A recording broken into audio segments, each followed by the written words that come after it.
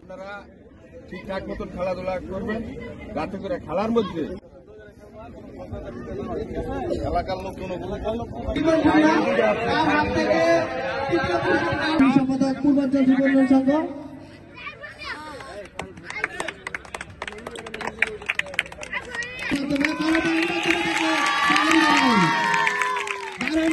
দেখতে পাচ্ছি আজকের খেলার।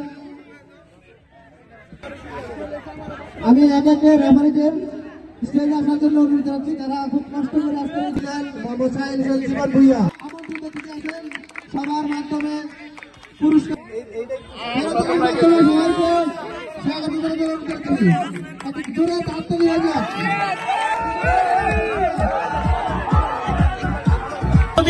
বিশেষ অতিথিবৃন্দ, প্রধান অতিথি, আসসালামু আলাইকুম।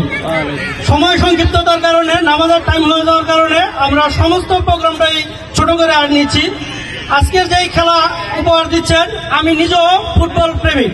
আমি ছাত্র জীবনে ফুটবল খেলতাম, ফুটবল খেলা পছন্দ করি। ফুটবল খেলা আজকে খেলাধুলা উঠে গেছে আমাদের দেশ থেকে।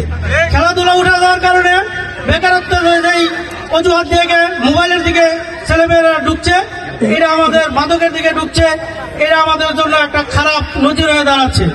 সবাই খেলার দিকে থাকবেন, খেলাধুলা করবেন।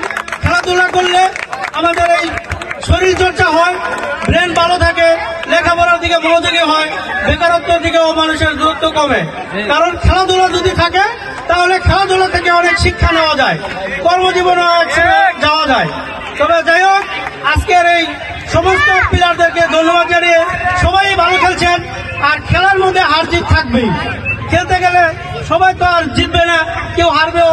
যারা হারছেন তারাও ভালো করছেন, কারণ এই পর্যন্ত যখন এই ফাইনাল পর্যন্ত আসতে অনেক শ্রম মেধা লাগছে।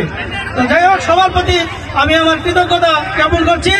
আর বিশেষ অতিথি, আমন্ত্রিত অতিথিবৃন্দদের প্রতি আবারও সালাম রেখে আমি বিদায় নিচ্ছি। আসসালামু আলাইকুম।